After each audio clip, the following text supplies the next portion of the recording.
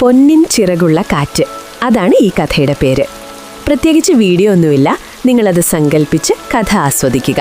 ഇഷ്ടപ്പെട്ടാൽ ലൈക്ക് ചെയ്യുക.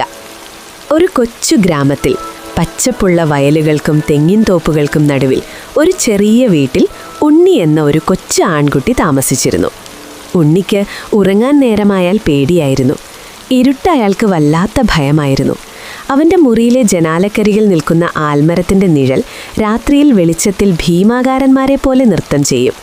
കാറ്റിൽ ഇലകളുണ്ടാക്കുന്ന മർമ്മര ശബ്ദം അവനെ ആരോ മന്ത്രിക്കുന്ന പോലെ തോന്നും.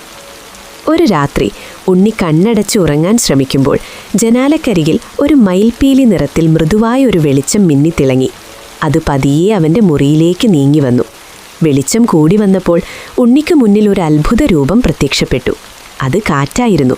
പക്ഷെ സാധാരണ കാറ്റ് പോലെയല്ല, അവൾക്ക് പൊന്നിൻ ചിറകുകളുണ്ടായിരുന്നു. അവളുടെ പേര് തെന്നൽ. ഉണ്ണി, എന്തേ ഉറങ്ങാത്തത്? തെന്നൽ ചോദിച്ചു. അവളുടെ ശബ്ദം ദൂരെ നിന്നുള്ള ഓടക്കുഴൽ നാദം പോലെ മധുരമായിരുന്നു. എനിക്ക് പേടിയാണ്, ഉണ്ണി പറഞ്ഞു. ആൽമരത്തിൻ്റെ നിഴൽ എന്നെ പേടിപ്പിക്കുന്നു, ഇലകളുടെ ശബ്ദവും.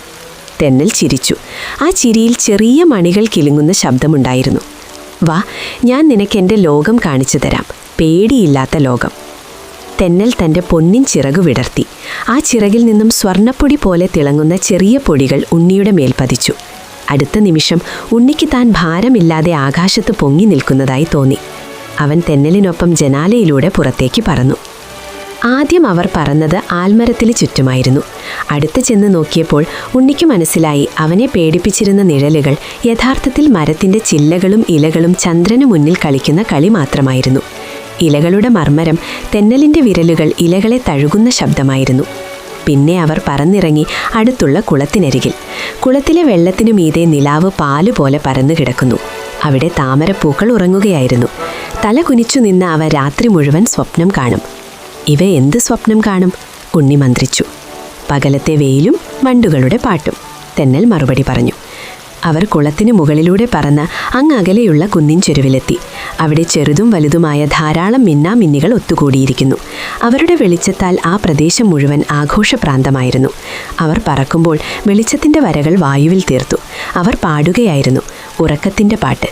ആ പാട്ട് കേട്ടപ്പോൾ ഉണ്ണിയുടെ കണ്ണുകൾക്ക് ഭാരം തോന്നിത്തുടങ്ങി. തെന്നൽ ഉണ്ണിയെ താങ്ങി പതിയെ തിരികെ അവൻ്റെ മുറിയിലേക്ക് കൊണ്ടുവന്നു. അവനെ കട്ടിലിൽ കിടത്തി. പൊന്നിൻ ചിറകിൽ നിന്നും ഒന്നുകൂടി സ്വർണ്ണപ്പൊടി അവൻ്റെ മേൽ വീശി. ഓർക്കുക ഉണ്ണി, തെന്നൽ മന്ത്രിച്ചു. ഇരുട്ട് ഭയപ്പെടുത്താനല്ല, സ്വപ്നങ്ങൾക്ക് തിരശീല ഒരുക്കാനാണ്. ഓരോ രാത്രിയും ഒരു കഥ പറയും, ഓരോ നക്ഷത്രവും ഒരു വാക്ക്. നീ അത് കേൾക്കാൻ തയ്യാറാകണം. തെന്നൽ ജനാലയിലൂടെ പറന്നകന്നു. അവൾ പോയ വഴിയിലെ ആൽമരത്തിൻ്റെ ഇലകൾ അവൾക്ക് യാത്ര പറഞ്ഞു, മർമ്മരത്തോടെ. ഉണ്ണിയുടെ മുഖത്തൊരു പുഞ്ചിരി വിരിഞ്ഞു. ഇത്തവണ ജനാലക്കരികിലെ നിഴലുകൾ അവന് സുഹൃത്തുക്കളെ പോലെ തോന്നി. മിന്നാമിന്നികളുടെ പാട്ട് അവൻ്റെ ചെവിയിൽ ഇപ്പോഴും മുഴങ്ങുന്നുണ്ടായിരുന്നു. അവൻ കണ്ണുകൾ അടച്ചു. അപ്പോൾ തുടങ്ങി അവൻ്റെ സ്വപ്നം. അവൻ വീണ്ടും തെന്നലിനൊപ്പം പറക്കുകയായിരുന്നു. താമരപ്പൂക്കൾ അവരെ കാത്തിരിപ്പുണ്ടായിരുന്നു. മിന്നാമിന്നികൾ അവർക്കായി പാട്ടു തുടങ്ങി. ഉണ്ണി ഒരു പക്ഷിയെപ്പോലെ സ്വതന്ത്രനായി, സന്തോഷവാനായി ആ നിലാവെളിച്ചത്തിൽ മുങ്ങി നീന്തി.